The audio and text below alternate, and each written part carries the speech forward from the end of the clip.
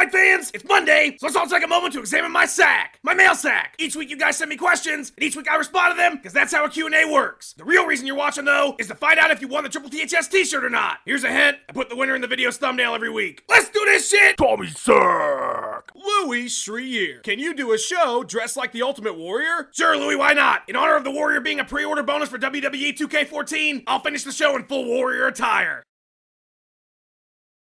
And no, this is not a wig. I grew that hair myself. Terry Sholito, the Disney Channel comes to you with an idea. Mr. Hold, we would like you to put together an MMA-themed children's show. Don't hold back. Give us your best. What do? Smash cut to a small rundown gym in a little town called Stockton. A boy named Nick is practicing his ninja shit after school. Bam! A loud crash behind him. He turns around. What does he see? A talking horse named Alistair. Young Nick throws a ninja star in fear. The horse quickly dodges and plants Nick on his back, gets in his face and says, "I can teach you." Now young Nick and his magical horse must go on an adventure that will take them to a strange and distant land called Canada, where they must face their greatest challenge, a really boring kid named George, and his magical ostrich named Gegard. That's just season 1. Call me, Disney. Michael Musatelli. So Tommy, now that you have to hustle and plug sponsors, make little to no money off your hard work, have a fan base that is extremely critical despite not knowing just how much technical hard work must go into what you do, and who are eager to tear you down, do you start to understand what it's like to be an MMA fighter? Michael, I think we're stretching a little bit when we say I work hard. Let me show you what goes into Triple THS.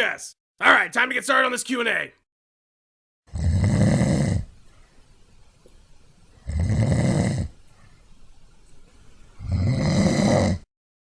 Good nap. Now I can focus better on getting this Q&A done. Green guy, get the fuck out of my way. Really? Really? I'm sniping from this window and you're just gonna snipe right where I'm at. Really? Oh shit, it's Tuesday. I better get started on the sack. And we're done. Micah Cross. Why don't you do any of the things you say you're going to do next week at the end of each show? It's as much a letdown as the show itself. Guess it's back to training Strike Force. Micah, I don't do any of the things at the end of the show because I am a liar. But if that is the truth, then my confession just now was most likely a lie as well. But if I'm truly a liar, and the confession has to be a lie, then I'm telling the truth at all times, completely negating what I said about being a liar in the first place. But if I'm always telling the truth, then saying that I am a liar was a lie, and I'm no longer telling the truth, thus making me a liar. Half-Life 3 confirmed. Alex Griner. When is capoeira acceptable in a club? Can Bigfoot Silva in an ice cream truck explain this? Never!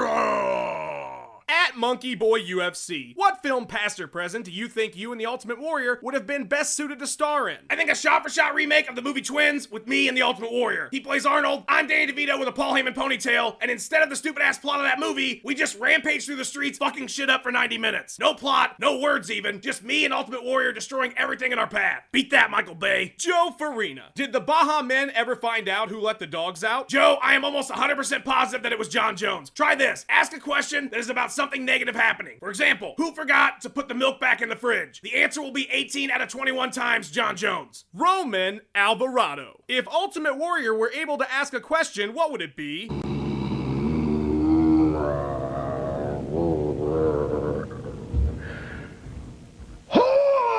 And that would just go on for several hours. Jenny Boudreaux. My man watches this show all the time. Sigh. And to be honest, Tommy, I'm a bit jealous. Mr. Hold, what UFC basics can you teach me so I can at least pretend that I'm interested in what you guys are talking about? Anything you can tell me to keep his eyes fixed on me for a little bit instead of you. Sending me a crappy t-shirt to wear might do it. On second thought, don't send me a tee. I have enough dish rags. Jenny, first let me say, you have captured the spirit of this show with your dish rag line. Secondly, I understand that MMA is not for everybody, and if your guy friend will show you a bit more affection if you know a thing or two about MMA, I'm happy to help. So, first up, as you may have gathered from earlier on in the show, nobody likes John Jones. Whenever you see him come on the screen, just blame him for something bad happening. Secondly, if your boyfriend watches my show, chances are he was a big Pride fan too. So when somebody starts talking about who's the greatest of all time, you need to sigh and say, Fedor gets no respect. That alone just bought you dinner at a movie. Lastly, if your boyfriend is a B-dubs type of MMA fan, whenever the fighters do anything but punch each other in the face, be sure to voice your complaints about how boring the fight is. I've taught you all that you need to know. Now go and buy one of my shirts. T-shirt time! Each week all 10 questions are put into a computer, and then through some type of sorcery, the computer chooses just one of those to win a Triple THS t-shirt. This week's random ass winner is Jack Goldberg, who asked, will we ever see Dana White writing Falcor from the Never-Ending Story? Sure, why the fuck not?